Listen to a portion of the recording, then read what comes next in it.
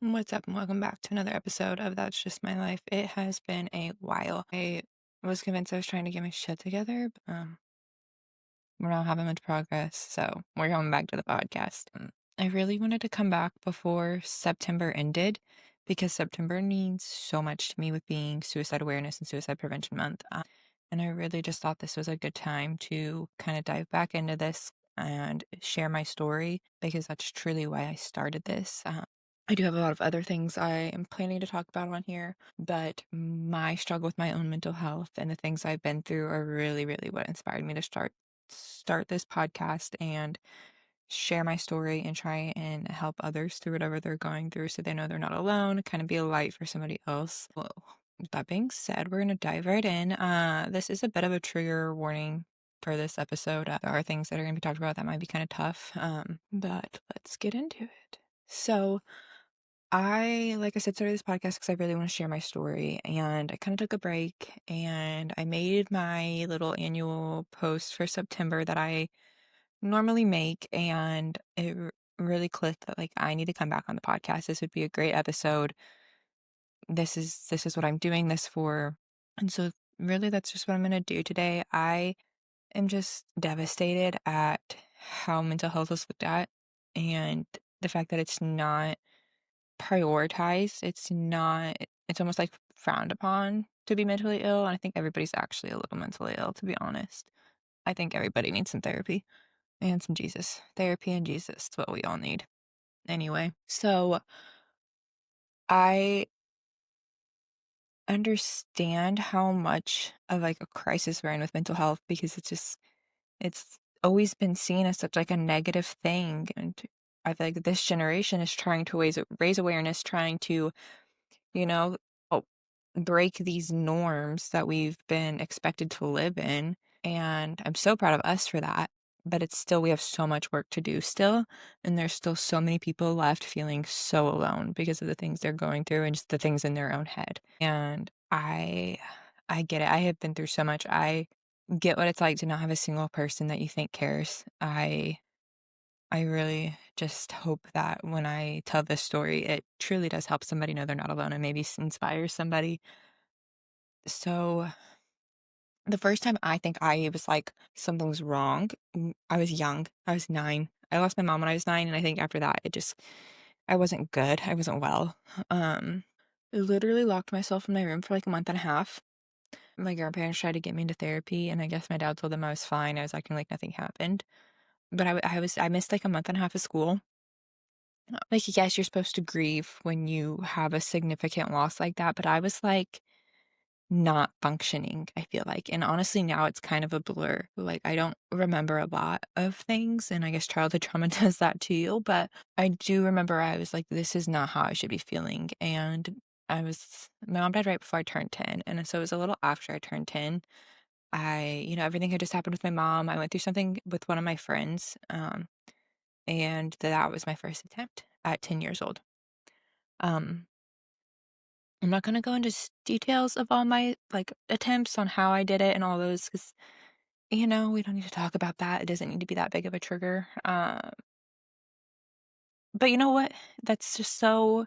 And now I'm hearing these stories of these 10, 11, 12, 13 year olds that are, harming themselves and committing suicide. And it is just so sad because I have been there. And, mine wasn't personally from like bully. Like I was a little bullied around age 10. Had a gap like this big and glasses and the hair wasn't like cutesy red. It was like this puzzle piece red. I'm also trying to find a hobby, side note. So there's a big old puzzle in front of me right now on my desk. I gave up on it yesterday. I got the border done. Anywho. And so truly like I wish I had known then what I have like know now, the knowledge I have now. Because at 10 years old, there's so much more you're supposed to be doing with your life. Like just be having fun, having sleepovers, building forts. I don't know. I guess that's what normal kids do at 10. Not me. I was depressed. I missed my mom and I wanted to leave this place. Thankfully, thank God, God has a plan for me and it didn't work. I went through my teenage years. It was not a good time. Obviously, not having a mom during those times was like detrimental to me. Um, my mom my dad had a lot of girlfriends, but none of 'em, it's not to her mom. When he divorced my stepmom, I think is when things got really bad, um, because she was kind of a mom figure for me. She had been in my life since I was 4.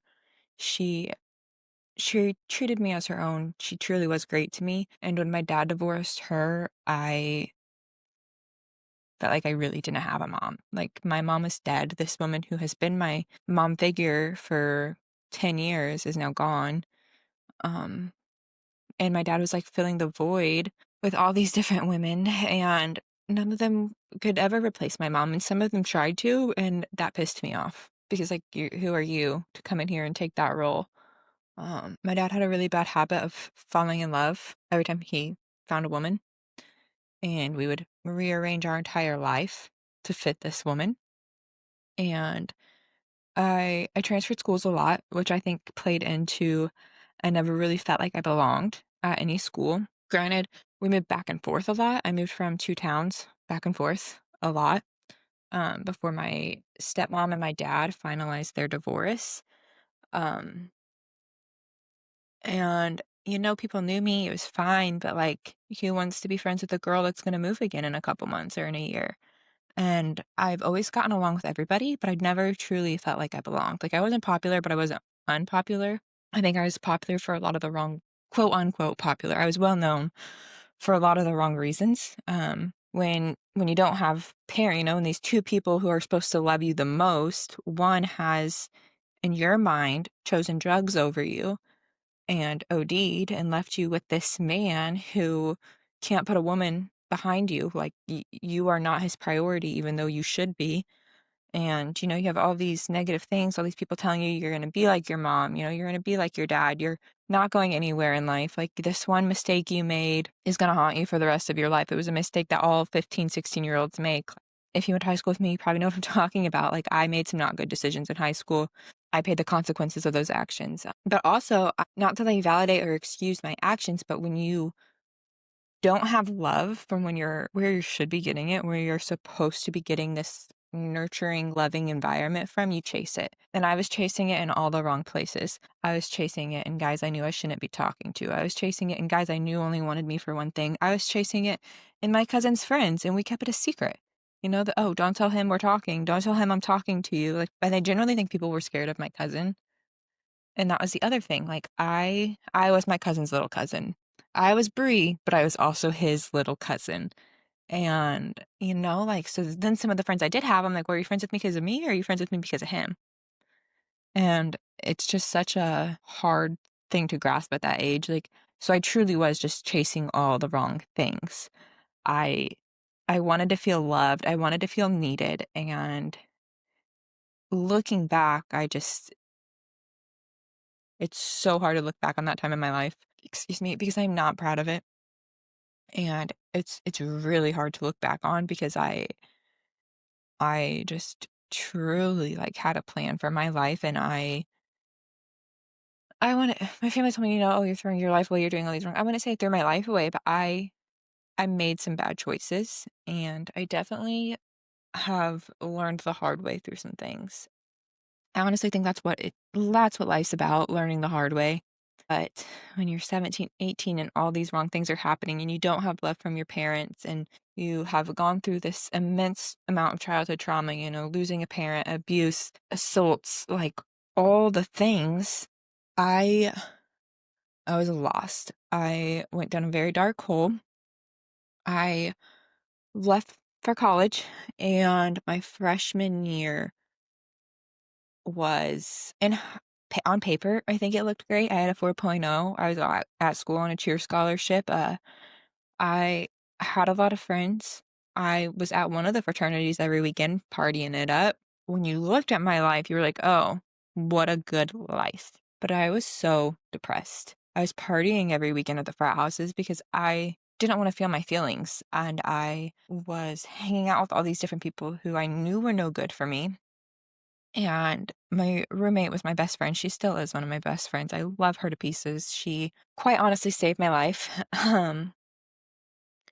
I had just gotten out of the hospital. My school therapist, I don't know well, other schools do, but my school I went to, and I think most of them have like a on-site school counselor.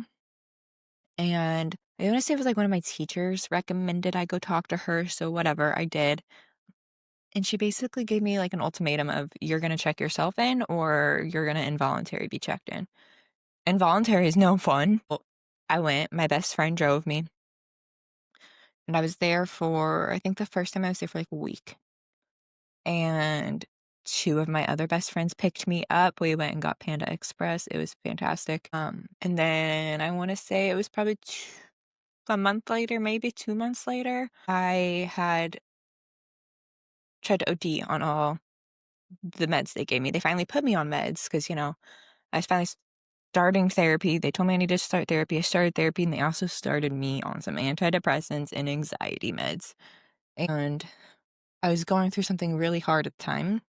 When you're 18, everything's hard, I guess. And my boyfriend and I at the time were fighting. And, this was my like first big college boyfriend. Like we were pretty good. I honestly now don't even remember what we were fighting about.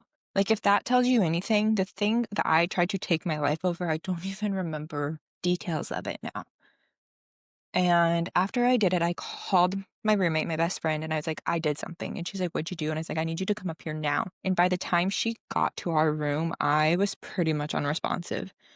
I don't really remember much. I remember her big was a senior nursing major. So she came over and was like taking my vitals and talking on the phone to the paramedics and our campus security and our RA and our like residential director who also lived in the building were all in our room. It was this big frenzy. There were so many people in our room, and they have to haul me out of my dorm in this on the gurney, take me to the ambulance. And the paramedic lady was like, Weren't you just in for this a couple weeks ago? And like, I don't really remember the ambulance ride. I truly don't, but I do remember that. And that stands out to me because I work in healthcare and I just couldn't imagine saying that to someone. If you have those comments, keep them to yourself, especially when you have a vulnerable patient. Like I had just tried to harm myself, and that's what you decided to say to me. Obviously, I was upset. Obviously, I'm going through something. Obviously, you know nothing about what my life entails. So, like, who are you to be like, you're back again for the same thing? Like, I work in the ER. I see the same drunk little guy often, and he tells me I'm an angel, and then he gets mad because he can't leave, or he gets mad at us that we can't give him a turkey sandwich yet. And then he tells me I'm an angel again, and then he sobers up and he leaves and he comes right back. But never would I be like, You're back again because you're drunk. You're back again because you can't put the bottle down. Like, no, you don't take somebody in their most vulnerable moment and give your judgment and opinions on it. And I think that as a society, we're so bad about that. We are so bad about just we see this one part of somebody's life and we make our judgment on it. We judge them and we frown upon them and we make whatever biases we're going to make of this person on this one sliver of their life that we see. And I hate that because there's so many people going through so many things. And it just drives me nuts. Like, we just need to be nice to people. And that's part of the mental health crisis is like everybody is so freaking mean to each other for no reason. Be a girl's girl. I love giving a compliment. I love walking through the store and being like, I love your dress. I love your shoes. Your hair is so pretty. I love being a girl's girl. I love seeing men who hold doors and who smile at people. I I just love when people show genuine human emotion because we're not meant to be these bitchy robots. Like, no, we're meant to have human connections and all these things. And like, there's just so much hate in the world. And like, we need to not quite literally, that's all it comes down to is we need to not. There's no reason for it. And it truly contributes to like that thing that you just said could be the last straw for somebody. Just be nice to people. And that's something I really look back on in like my middle school days because I was bullied a little bit in like middle school. And I had just lost my mom. I was going through all these things, and then I had these kids being freaking mean to me. And that does get to you. And I think that's why we're seeing our rates and the ages grow younger and younger because this world is just so cruel and people are bullies and it's just so unnecessary. Anywho, they get me to the ambulance and I go to the hospital. I get all checked in. I'm back inpatient and I met this phenomenal roommate. I had a roommate my second time and she was amazing. I was there for 2 weeks. She left a little bit after I got there. It was longer than her. Um, but she truly opened my eyes to so many things and just reminded me that like I am still so young and losing my mom was something so bad. Like that is terrible that I had to experience that so young, but I can't let that hold me down forever. And I have so much to live for still. And like high school ends, college ends, like there's a life after that. And she was a mom and she had kids at home and she had gone through something recently and she was trying to get better for her kids. And I truly admired that about her because how strong of her to recognize that she needs help and to come in and to want to be better for her children. And I think I really admired that because I didn't have that. Like neither of my parents wanted to be better for their children. And so I finally kind of broke down in therapy and just everything came out, all the feels, all the things. I was there for almost 2 weeks. But during this stay, my dad, who I was on the outs with, freaking I don't know how he found out I was in the hospital. Maybe he was, I don't know. I don't think he was my emergency contact. Maybe the school called him. I don't really, still to this day, I don't know how he found out. But he calls me up because we get phone calls, you know. We don't get our cell phones, but we get phone calls. They were like these little booth-like things. And so he calls me up. He's like, "What's going on?" And I said, "I don't know, Dad," but I think he thought I said, "I'm just sad." And he's like, "This is more than just being sad." And I was like, "Clearly." Um, and I just kind of ended the conversation because honestly, truly, my dad is one of my triggers and it's something I'm working through. But in that time, my dad was one of my biggest triggers. We worked through it in the therapy sessions I was having a little bit. He ended up coming to visit me, and I ended up kind of reconnecting with my dad a little bit. And then my grandparents also came to visit me, and my grandma said to me, "Well, what do you have to be so upset about?" Again, looking back, when you looked at me, I had a 4.0. 4.0. I was a nursing major. I had friends, was on the cheer team. I lived the life, apparently.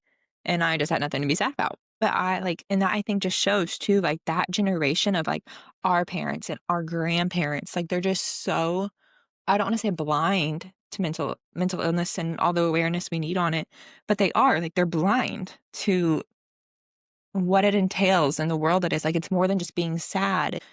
You know, my mom had major depression.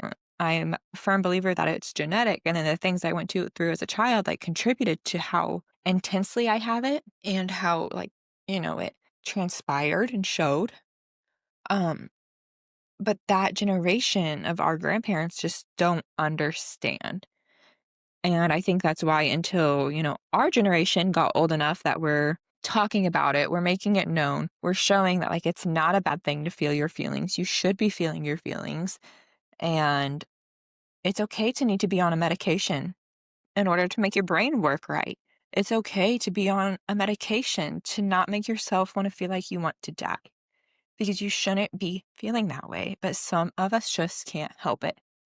And I I truly, truly, truly want this podcast to be inspiring. I don't want to be like talking down on anybody. So I hope it's not coming off that way. But like, I also learned while I was in therapy that, like, yes, I can take this medicine, I can do these things and that'll help. But like, I have to make the effort too. And some days that's so hard. Some days I do not want to get out of bed, especially before I met Clayton, before I moved to Kansas City, even like excluding Clayton from the conversation. Before I moved to Kansas City in general, it was so hard. Like, yes, I was on medicine that was supposed to be helping, but there was days I still wanted to not be here. There was days I wanted to just lay in bed and sit through the depression rot, but you have to keep moving and you have to know that there are brighter days ahead. I honestly don't know how my life would be if I hadn't gone through all those things, but I just told my therapist the other day, like, I didn't go through all this for nothing. Like, I want to share my story. I want to help others. I want to inspire others. I want to be a light for somebody. I want people to know that they're not alone and that they can get better. It does get better. And circling back, That was so we're, several attempts now. I was doing a lot better. I'd gotten my own apartment, like, I was doing good, and in 2021, right after my 21st birthday, um, I had another loss, another significant loss in my life, and I just went down a rabbit hole. Luckily, I had just turned 21. I was at the bar every night. Weekday, weekend, almost every night I was at the bar. And the thing is nobody said anything. And I think everybody knew that I was spiraling, but nobody said anything. And I once again attempted. At that point, the person I loved was gone. My mom was gone. Like I didn't know what. Sometimes we just get like that when we have that major depression. And people may never understand what makes us think like that, but we can't even describe it ourselves sometimes. So it's hard for others to understand. And that's something I've learned that we just have to kind of roll with. We don't have to explain it to anybody. I mean, talk to your therapist, but like you don't owe anyone an explanation on the things that are going on in your head, on the things that you're doing. If they're not contributing to your happiness, to your living, to that inner circle, bottom layer hierarchy of needs, like if they are not contributing to that, then they don't get a say. They don't need to know. And I I truly felt like everything I had was gone. And I tried again the same way as that last time. And I again, like, don't remember a lot. I remember calling the ambulance because I couldn't see straight. I was so dizzy. I call the ambulance. I wake up to a doctor telling me I'm being admitted. And, they run all the tests, they do all the things, and I didn't tell them. I knew that they would admit me again, and I didn't want to be inpatient again. I I thought I was fine. And so I just did my stay. I think I found out a couple other things while I was admitted. And it truly opened my eyes to like the way I was living my life. And I got out, I got home. I was in the hospital for like a week, I think. And also it's finals. So I'm like, you guys just put a nursing major in the hospital during finals. Like that's silly. Shout out to the nursing major. That was one of my like student nurses. She helped me study a little bit.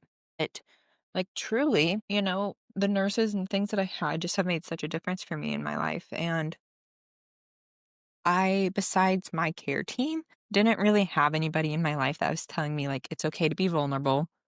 It's okay to feel your feelings. Like, I didn't have that. If I was crying, I was attention seeking. If I was trying to state my opinion or talk or having a voice, I was talking back. So I just kept it all inside. And that is so, so, so unhealthy. And I think that's another thing with a lot of our generation's parents and grandparents. 'Cause some of us were raised by grandparents and, but I feel like so many of us were taught that like emotions need to be hidden. And especially for men, the men don't cry. Men do cry. I want my man to cry.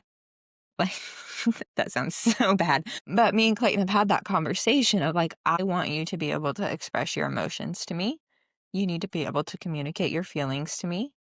And like, if you had a shitty day at work and you want to cry about it, come home and cry about it, baby. Like, that's okay. Like, I feel like we're just a generation of cycle breakers and it's so hard. And, we're trying to raise mental health awareness. We're trying to break all these stereotypes and really just, it's hard. It's hard to make a difference. And when you feel like you have nothing to go for and you're not going to make a difference and nothing's going to get better, I get it. But I promise that is not the option. That is not the only option. That is there's always somebody, is what I've learned. There's always somebody that cares. There's always somebody that needs you. Whether you've met them yet or not, there's somebody out here that needs you.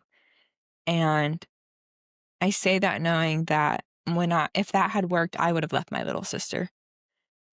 And that little girl is what my world spins around. So looking back on it now, I obviously am so, so grateful that I'm still here, still living this life. God truly must have a plan for me. Like, I am alive. But then I get this sense of like guilt because how have I tried 3 times and I'm still here to live and tell the tale? But I have friends that I've lost to suicide, and I know people that have lost loved ones to suicide, and it just makes me hurt because, like, these are good people. And, oh, sorry. Um, One of them was a really good friend of mine, and he was so young, and it was right after my last attempt. And so that's just, it's eye-opening, and it especially for what I do for work too, like, I see it so much at work, and it truly just makes you grateful. And I hate the saying, like, people have it worse. I hate that saying. But I do tell myself sometimes that because, like, you can overcome anything. Truly, truly, truly. Anytime I start to like doubt myself or get unmotivated or anything, I put on something that I know motivates me. So then my go-to is Soul Surfer. Such a great movie. So inspiring. Some people are going to call me cringe for this, but any Taylor Swift documentary will make me feel like getting my shit together. That woman is just phenomenal. She's inspirational. I don't care if you listen to her music or not, if you don't like her, whatever, you can't deny that she is a role model and an inspiration for this generation. And really, like, a Soul Surfer, a Taylor Swift documentary, or, like, sometimes it just takes, like, talking to my sister-in-law, and I'm like, I need to make a list, because once I make a list, I'll feel like getting my shit together. And I feel like that's something else that, like, plays into our mental, is when we feel like we aren't doing enough with our life. And that's, I think, again, the way we were raised. We were raised to meet all these standards, meet all these expectations, and, like, sometimes it's just not possible. Like, reality check, you can't be everything to everyone and still show up for yourself. And showing up for yourself is the most important thing. I spent so much time showing up for everybody else besides myself, and it truly did, I think, play a factor in my mental health, because when you're giving and giving and giving to all these other people, your cup is emptying and you're not filling your cup. You're just, oh God, you're just, like, pouring from an empty cup, as they say. And that really does take a toll on a person's physical and mental health. You have to take care of you, is what I'm learning. You have to surround yourself with a support system. And that I, with my whole chest, say I know how hard that is, because before I moved to Kansas City, I did not have a support system. I was actually just thinking about this today because I was going through some photos and videos. And when I was going through that like really dark phase, I'm like, "Ugh, I had so many friends, but did I?" Because not one of them tried to be like, "Bree, get your fucking shit together. Like, what are you doing?" They all just, I don't want to say enabled it, but they were either enabling it or not saying anything about it. And I've never been a fighty person. Feisty maybe, but I've never fought. And I would never fight someone for being like, "What are you doing?" I do get very defensive, and I think maybe that's why none of my friends said anything. But also, if someone's watching you waste away your potential, then they are not a friend. Your friends should be encouraging you, helping you, pushing you to study, to try and build a relationship with Jesus and God, and try and be the best version of yourself. Your friend shouldn't be enabling you or encouraging you to go, excuse me again, go get blackout drunk every weekend. And I'm looking through my phone earlier and I'm looking at all these videos, and it's honestly just embarrassing. Like, some of the videos I have of myself that obviously got sent to me from like my nights out, my wild adventures, they're embarrassing. And I don't even know if I recognize that girl in that video. Like, and that's what also, when we hold someone's past against them, like, it's just so defeating, because like me personally, I've worked my ass off to become a different version of me. And I I know I'm not the only one. I know that's true for so many people. They work so hard to overcome these things and to become this better person, and then nobody takes them serious. Nobody believes them. And like, I truly believe everybody needs a second chance. Everybody deserves a second chance. I don't know why my mic's making lots of noise. I'm sorry. Um, adjust. Anywho, is this better? No. Okay. I might end up re-recording this again. I recorded this episode yesterday, but this was happening with the mic and the static. I'm re-recording today. I got an infusion today because chronically ill and I felt like crap. Anyhow, yeah, I really just thought that this was a good time to come back on to kind of tell my full story and show that, like, I'm not coming on this podcast and just yapping as some girl that thinks she knows. Like, I have been through it. I know what it feels like. I truly hope that I can inspire somebody. I can help somebody. Like, I have been at rock bottom. I was sleeping in my car. During COVID, my best friend, my old roommate, I had left Culver, but I didn't have any place to go. So my best friend during COVID, Culver, I'm sorry if you're hearing this, snuck me into Culver Stockton's campus and let me sleep with her in her bed, um, in her suite, because I didn't have anywhere to go. I was sleeping in my car. I was couch hopping. I truly I was at rock bottom. And Kaylee has always been very great helping me get my shit together. She's one of those friends that she will tell you to get your shit together. I'm just so thankful that I have friends like that. And honestly, that I made the scary decision to move to Kansas City. I was petrified to move to Kansas City. I kept putting it off. I kept putting it off. I kept putting it off. And finally, I went through something really, really traumatic. Was with somebody who did not keep his name to himself. And then I thought I was pregnant with this kid. And when I realized I wasn't, or found out I wasn't, I'd rather say, I came to Kansas City for the weekend to visit and instantly was like, it's time. Like, I don't know how to describe the feeling of I'm driving in my car and I get a text from my uncle talking about we need to get dinner while I'm in town this weekend. And I'm on the highway and I burst into tears. And it was such a clarifying moment of I need to come to Kansas City. Like, it's time. And I walk in my grandparents' doors in tears. And I'm like, I'm ready to move. I want to move to Kansas City. And obviously they're ecstatic. They're like, what's going on? They're like, why are you crying? And I just explained to them, like, there's nothing for me there. I am putting myself in this situation to continue this cycle that I'm in, and I need to get out of it. And I think with our mental health, that is one thing we sometimes lack, like, recognition of. And I recognize that not everybody has the means to just, like, start over, get out of their toxic environment. And I highly recommend people either A, do that, get out of your toxic environment if you can, or B, look for resources. Because I saw this quote and it is my favorite quote. Staying in the same place that made you sick won't help you heal. Like, you won't get better. And I truly, truly believe that, especially after my move to Kansas City I've been here for almost 3 years now. And like I said earlier, like, I don't even recognize the girl in those videos. The growth I've made once I left that toxic little town that was holding me back and all those people. And I just, it's easier to make something of yourself and to become a happier, better version of you. Like I said, I know everyone doesn't have the means to just up and leave their situation, but there are resources. Some of the resources should be better. I feel like that's something maybe I really want to try and advocate for, is like better and more domestic violence shelters, because it's so, I feel like, underspoken and it's such a big deal. Like, women are losing their lives, women are losing their children, and it's so, so sad. And we need to have more resources for these people.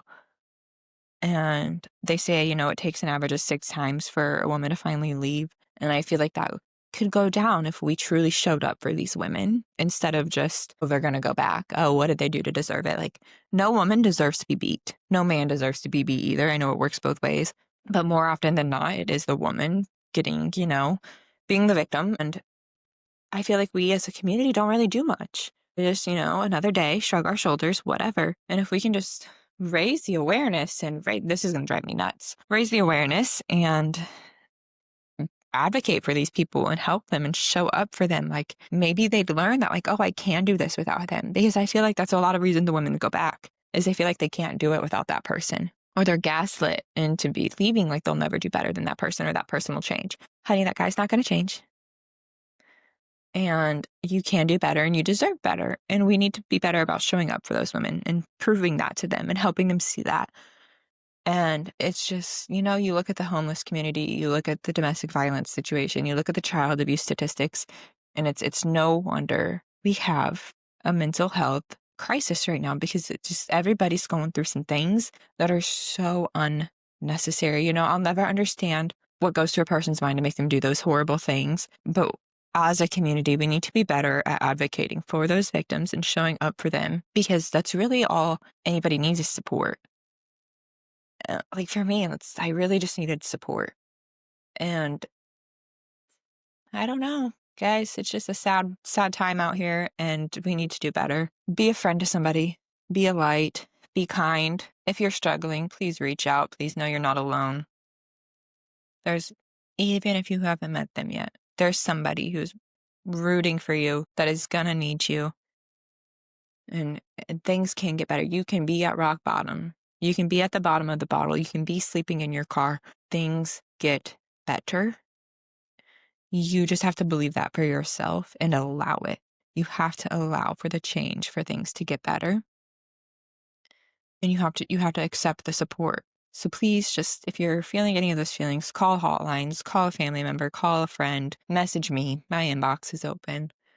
I truly, truly hope that we can, as a community and a society, continue to grow the awareness and continue to provide support and be advocates for these people.